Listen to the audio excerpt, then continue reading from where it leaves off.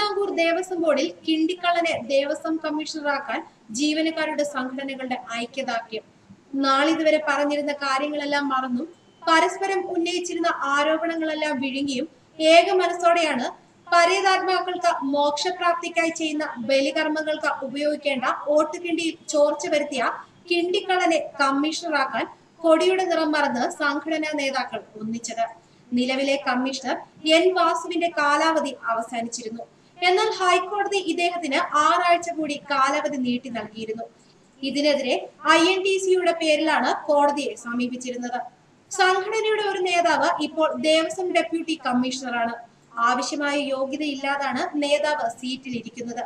വകുപ്പ് തല പരീക്ഷ ജയിച്ചിട്ടുള്ള ഇദ്ദേഹത്തിന് കമ്മീഷണർ യോഗ്യതയ്ക്കുള്ള അക്കൗണ്ട് പരീക്ഷ പാസ്സാകാൻ കഴിഞ്ഞിട്ടില്ല. ഇക്കാര്യം ഉന്നയിച്ച വിപ്ലവ സംഘടനയുടെ നേതാവ് കേസിന് പോയി.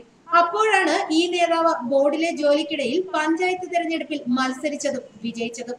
മാത്രവുമല്ല, ഒരേ സമയം ബോർഡിൽ നിന്നും പഞ്ചായത്തിൽ നിന്നും ശമ്പളവും പറ്റിയിരുന്നു. ഇത് സർവീസ് നിയമങ്ങൾക്ക് എതിരാണ്. അങ്ങനെ INTC-യുകാരനായ നേതാവ് കിട്ടിയ അവസരം പാഴാക്കാതെ പോറ്റി നേതാവിനെതിരെ പരാതി അയച്ചു. കിട്ടുന്ന അവസരങ്ങളിലെല്ലാം പരസ്പരം ഏറ്റുമുട്ടുകയും ചെയ്തു.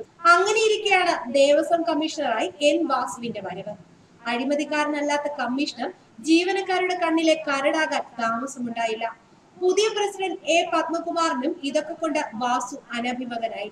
വാസു കസേര ഇനിയും ഉറപ്പിച്ചാൽ ഭണ്ഡാരത്തിൽ നിന്ന് കൈയിട്ട് വാരാൻ തങ്ങൾക്കാവില്ലെന്ന് തിരിച്ചറിഞ്ഞ നേതാക്കൾ പ്രസിഡന്റിന്റെ അനുഗ്രഹാശിസുകളോട് വാസുവിനെതിരെ തിരിയുകയായിരുന്നു. പൊതുശത്രുവിനെ നേരിടാൻ മറ്റുള്ള ശത്രുതകളെല്ലാം മറന്ന് ഇവർ കൈകോർക്കുകയായിരുന്നു.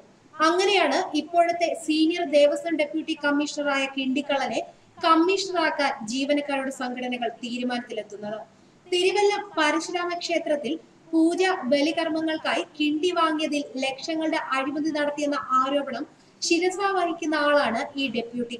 മുൻ കമ്മീഷണർ ഇത് സംബന്ധിച്ച വ്യക്തമായ തെളിവുകൾ സഹിതം നടപടിക്കായി ബോർഡിന് ശുപാർശയും നൽകിയിരുന്നു. പക്ഷേ നടപടി വൈകിപ്പിക്കാൻ നേതാക്കൾ ഏക മനസ്സോടെ ഒന്നിച്ചു. മാത്രവുമല്ല, നേതാക്കളിൽ ഒരാൾ ഡെപ്യൂട്ടി ദേവസ്വം കമ്മീഷണറും മറ്റൊരാൾ കൊട്ടാരക്കര ഗണപതിയുടെ ഓഫീസറുമായി കസേര ഉറപ്പിക്കുകയും ചെയ്തു.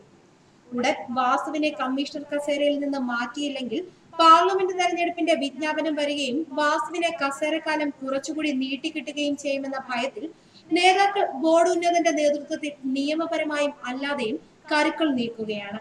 ബോർഡ് ഉന്നതർ നടത്തിയ അഴിമതികളുടെ തെളിവുകൾ കയ്യിലുള്ള വാസു അതെടുത്ത് പ്രയോഗിക്കുന്നതിന് മുമ്പേ അദ്ദേഹത്തെ നിയമിക്കാനാണ് ചതുരംഗക്കട്ടകളിൽ ശകുനി പ്രയോഗവുമായി എല്ലാവരും കൈകോർത്തിരിക്കുന്നത്. ന്യൂസ് ഡെസ്ക് മലയാളി വാർത്ത.